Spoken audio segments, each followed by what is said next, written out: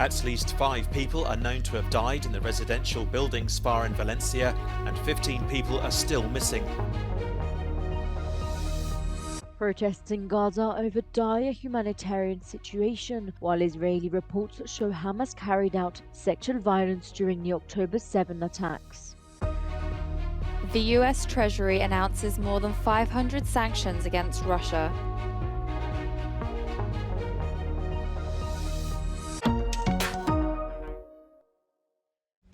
Five people are known to have died and as many as 15 people are missing at the high-rise apartment complex in Valencia.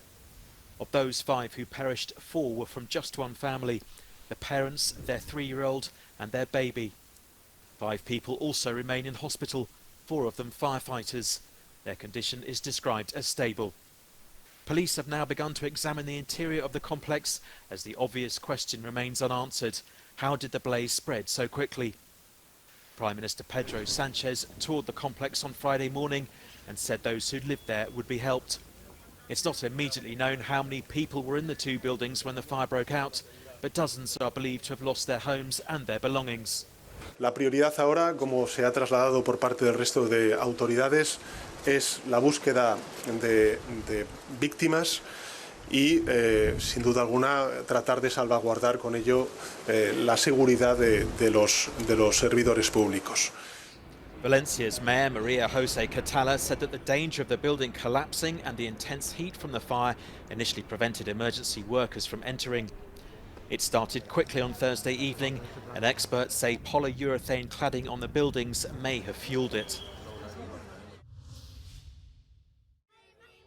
Displaced Palestinian children in the southern Gaza city of Rafah protested in support of other children suffering from hunger and Israeli attacks in the northern part of the Strip. Local media said on Wednesday the young demonstrators chanted and held signs reading out children are dying of hunger and calling for the end of the war. While in Israel, the Association of Rape Crisis Centers says evidence shows systematic and intentional sexual violence during the Hamas attacks on October 7th. It's not a quantitative research, it's actually understanding the practices of the Hamas. And when you look at it and when you understand it, you can't believe it. I don't think in the recent history and even in past history, things happened in a few hours in such a sadistic, brutal way. The findings are that the Hamas terrorists did systematic work. The horrific atrocities did not happen in one place, it happened all over. Plumes of smoke were seen rising over the northern part of the Gaza Strip on Thursday as Israel continues its military offensive in the besieged territory. New attempts are underway to reach a ceasefire deal between Israel and Hamas that could pause the war in Gaza, a member of Israel's war cabinet said late Wednesday.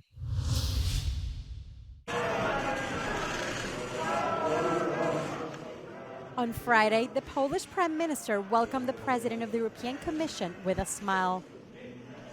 Ursula von der Leyen traveled to Poland to announce her intention to release 137 billion euros for Warsaw in the next few days. For Polish leader Donald Tusk, in office since December, this is a first political victory marking his country's return to the European stage. To jest naprawdę bardzo ważny dzień i trochę się wspólnie napracowaliśmy. Przede wszystkim Polki i Polacy 15 października wybierając na nowo demokrację i rządy prawa. To są prawdziwi bohaterzy tej historii. These funds, which come from the Union's Cohesion Policy and Recovery Plan, had until now been frozen because of the previous ultra-conservative government's attack on the independence of the judiciary and the rule of law. Donald Tusk did not waste any time and presented a number of reforms that convinced the Commission.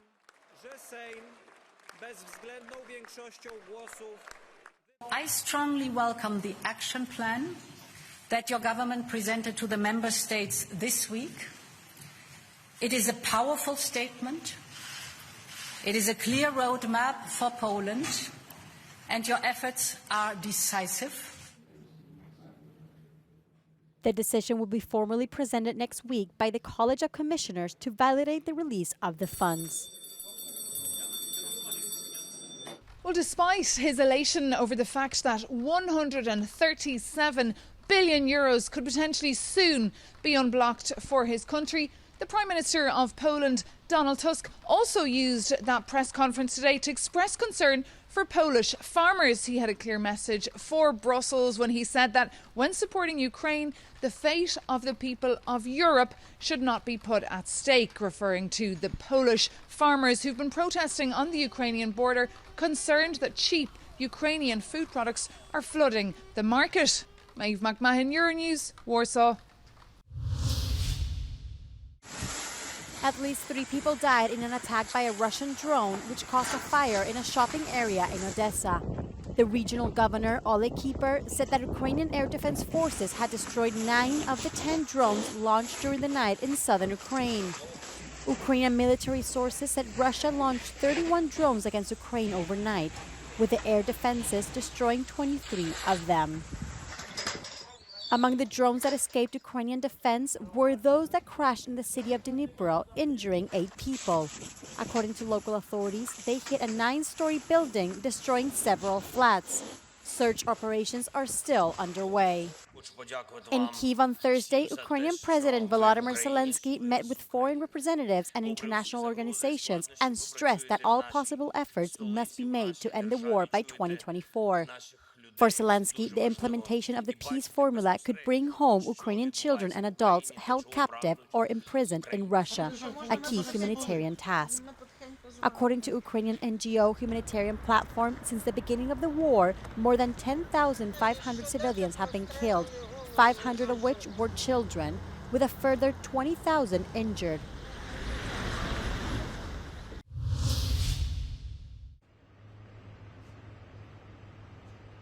US officials have announced a new raft of sanctions against Russia. Meeting with the widow of Alexei Navalny, the prominent Russian opposition leader who was announced dead last week, President Joe Biden said the sanctions would target President Putin personally. Some of them will be targeted at folks directly involved in Navalny's death. The vast majority of them, though, are designed to further attrit Putin's war machine, to close gaps in the sanctions regime that he has been able to evade. Despite facing his own criticism, Putin has publicly supported President Biden in the upcoming US election. Meanwhile, the war in Ukraine rages on, with shelling last night hitting Dobropilya, a town in the Donetsk region, injuring 2.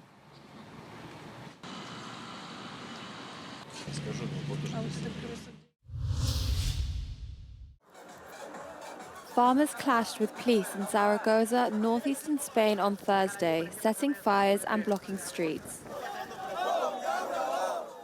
Talks between the government and farmers failed earlier this week, and a major protest was held in Madrid on Wednesday, with another protest planned for Sunday. Queremos una ley de la cadena agroalimentaria que sea capaz de equilibrarse. No puede ser que aquellos que empiezan a generar el valor, que son los productores, somos los que menos percibimos. Farmers in France have also taken their tractors to the streets, with some saying they would be prepared to block the opening of a major agricultural trade fair in Paris.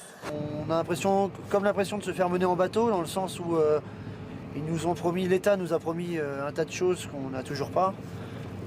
Donc c'est de leur montrer qu'on est toujours présent et que on attend toujours des réponses. Throughout the EU, farmers have been protesting over policies such as the European Union's Green Deal, which calls for limits on chemicals and greenhouse gas emissions.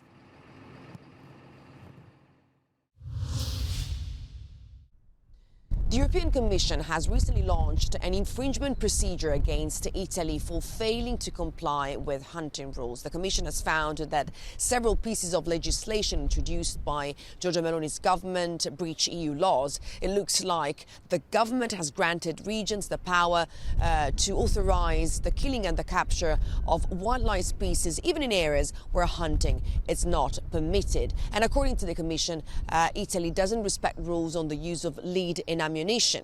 And Rome has been accused of failing to protect several sea species during fishing activities. Now, the Italian government has 2 months to respond and to change the law.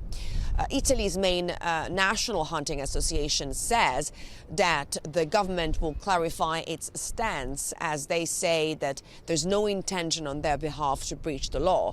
But according to Italy's Organization for Animal Rights Protection and Welfare, the breach is politically motivated and that the government doesn't do much to protect the environment. Take a listen.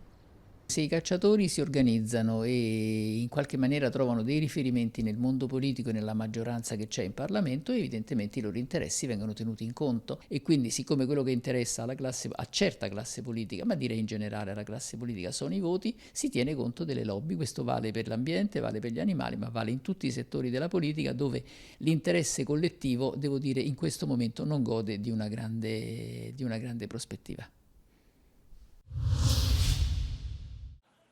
A private lander on Thursday made it the first US touchdown on the moon in more than 50 years.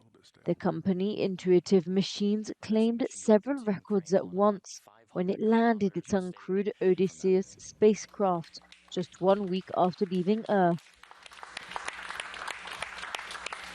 An excellent call from our mission director. NASA awarded Intuitive Machines €108 million to help conduct the telephone booth-sized probe landing.